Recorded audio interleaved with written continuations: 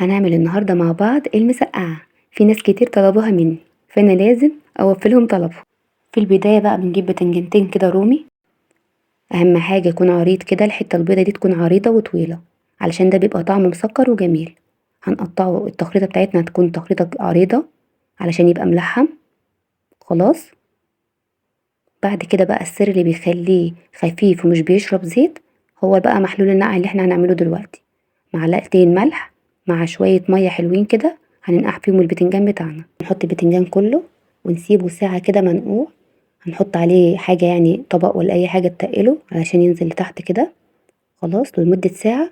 وبعد كده نجيبه، شايفين هينزل بقى السواد كله، شايفين اللون الأسود ده، دي المرارة بتاعة البتنجان.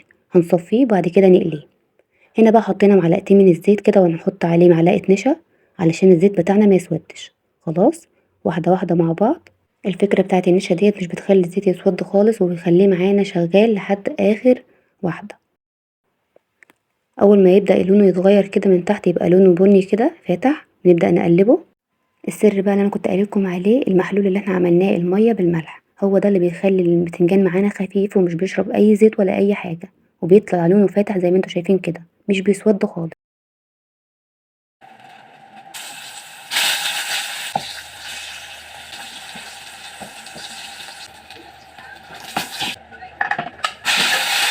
وبعد بقى ما قلينا البتنجان كده هنقلي شويه فلفل، هنتبل اللي نتبله ونضيف اللي نضيفه للمسقعه. خلاص كده.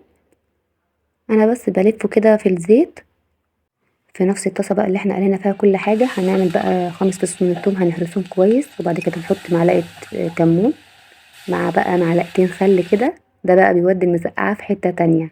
هنحط بقى معجون صلصه الطماطم كده. تمام. وبعد كده هنحط عليها ملح وسكر، السكر عشان ما تعملش حموضه.